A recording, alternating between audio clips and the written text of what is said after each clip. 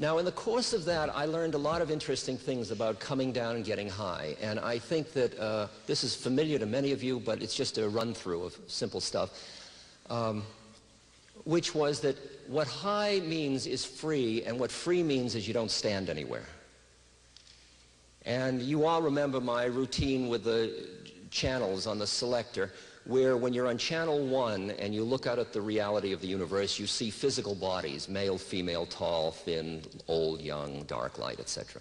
And then you flip the next flip and you see everybody as personalities, manic, depressive, hysteric, achiever, mother, truck driver, social roles, all that stuff, lawyer, achiever, eager person, responsible, irresponsible, laid back, you know, and everybody, most 99.9% of the world treats those two planes as real, as absolutely real. And when you say to somebody, who are you, they answer in terms of, I am a man, or I am a woman, or I am a happy person, or I'm a mother, or they do something in terms of social role or physical body. Social, psychological, physical. Well, then if you shift to channel 3, there's only 12 of us. You're either an Aries, a Leo, or Sagittarius, and that gives you new power, and you suddenly see things you didn't see before, and it's a whole new ballgame of reality.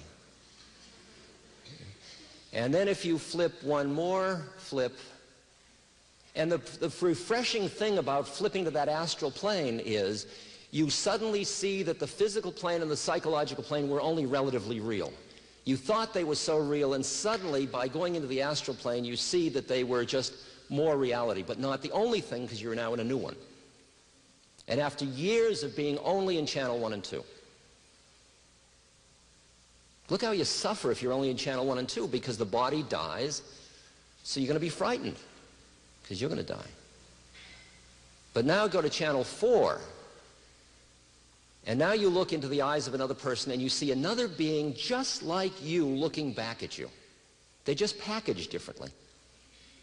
They're packaged in a different body and a different personality and a different astrology, but behind it, there it is, another person just like you. What are you doing in there? How did you get into that one? Because you see a similar being, another what the Christians call soul.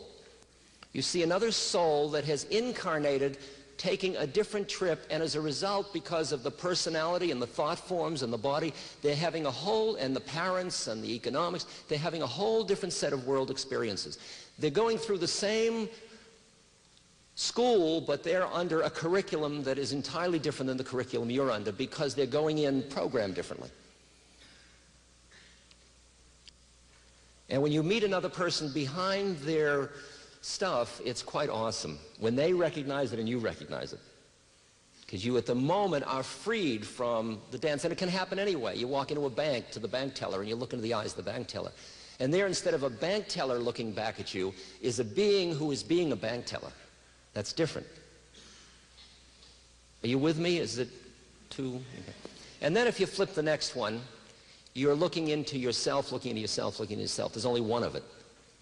That's the stuff of the universe. That's the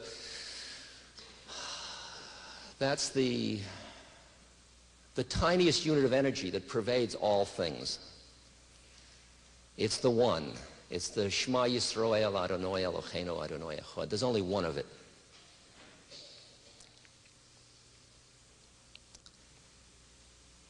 And then if you flip it once more, it disappears. You disappear. The whole thing disappears. There's nothing to see. There's nobody to see it. And that's all. That's also the Shema. That's the void.